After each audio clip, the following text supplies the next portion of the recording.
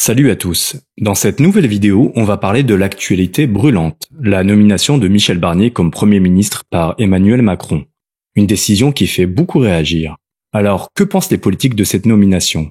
À droite, certains voient en lui un homme respectable, mais critiquent son soutien des politiques européennes qui jugent mortifère depuis 30 ans. D'autres parlent même d'une véritable colocation politique avec Macron, sans espoir de changement sur les sujets sensibles comme la sécurité et l'immigration. Du côté de la gauche, c'est perçu comme un déni démocratique, rappelant que Barnier avait déjà trahi le suffrage universel en 2005 en appuyant le traité constitutionnel européen. Pour eux, cette nomination ne répond pas aux attentes des millions de Français qui veulent du changement. Alors, qu'en pensez-vous? N'oubliez pas de liker, partager, vous abonner et laissez-nous un commentaire pour nous donner votre avis. C'est un honnête homme, mais qui mènera la même politique détestable, parce que il incarne pour moi la soumission totale à l'Union européenne, à cette politique mortifère depuis 30 ans. Et j'aimerais dire aux Français aujourd'hui, il va peut-être y arriver, c'est peut-être bien, mais c'est faux. Il faut bien comprendre ce qui se passe. Les Français ont voté non au référendum de 2005. Aux européennes, ils ont désavoué la politique menée depuis 30 ans. Aux législatives, les 2/3 des Français, LFI, RN, ont dit non à cette politique macroniste. Et on ressort du chapeau un homme qui, même s'il est respectable, a soutenu tous les mauvais choix depuis 30 ans qui ont abouti à la décomposition française. On nous parle de sécurité, mais toute la politique européenne interdit de mener une politique sécuritaire en France et de lutter contre l'immigration. Qu'est-ce que va changer Michel Barnier, qui a tout approuvé? Mais là, franchement, d'ailleurs, quand vous m'avez posé la question sur Michel Barnier, j'ai explosé de rire, pas tellement ça me paraissait improbable. Comme vient de le dire Bruno Jeudi très très bien, il représente le groupe à l'Assemblée nationale qui a à peine 50 députés. Pour nous, Michel Barnier, c'est l'union des droites avec le regard bienveillant du Rassemblement national. Et donc, il ne va pouvoir gouverner qu'avec la connivence, la complicité du Rassemblement national. Et donc, c'est un virage à droite, complètement assumé par le camp présidentiel et par Emmanuel Macron. C'est même pas une cohabitation, c'est pas de la coexistence, c'est une colocation.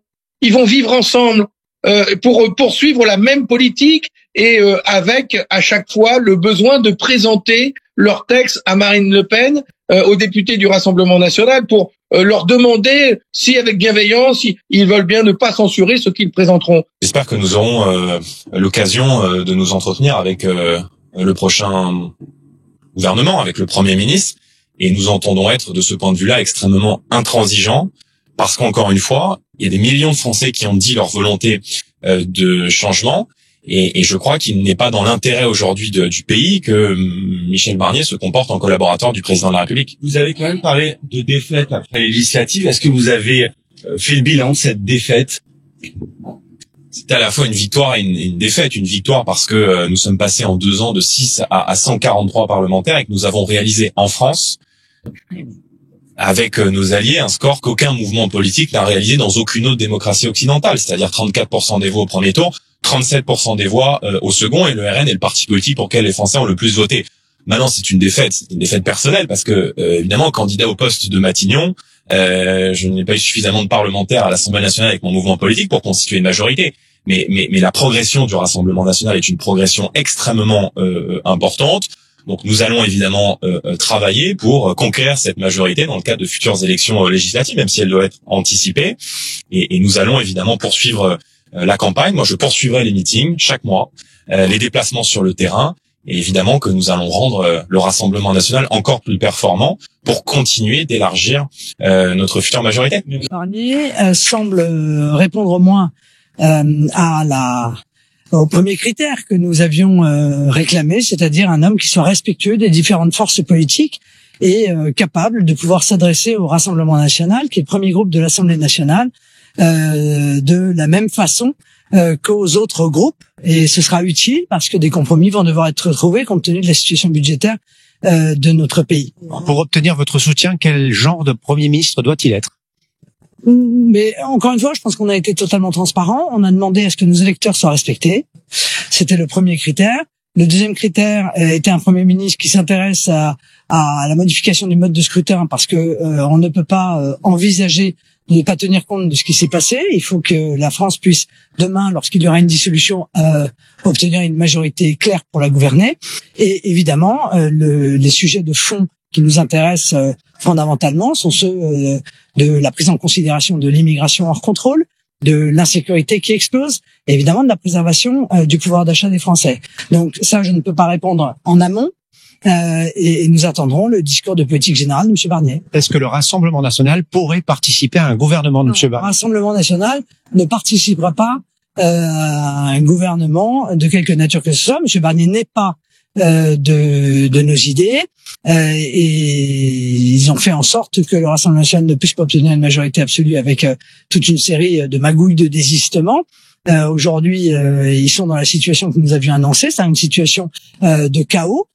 Nous verrons bien si M. Barnier arrive au moins à faire en sorte que ce budget puisse être équilibré. Est-ce que Emmanuel Macron vous a consulté sur cette proposition, sur ce nom de Michel Barnier? Mais je ne fais pas état des consultations que j'ai avec le président de la République.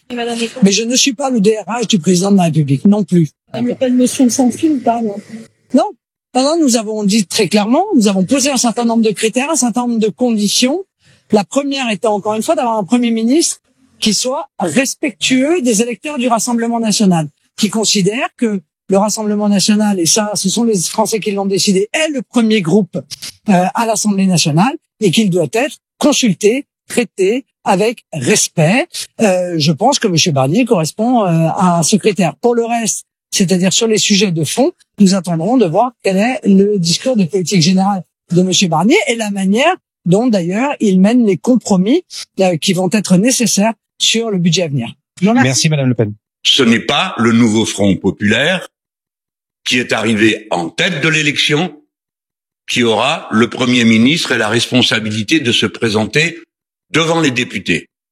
Ce sera un membre parmi d'autres d'un parti qui a été le dernier à l'élection législative, qui a fait le plus petit score et qui a fait l'un des plus petits nombres de députés pour finir présent à l'Assemblée nationale.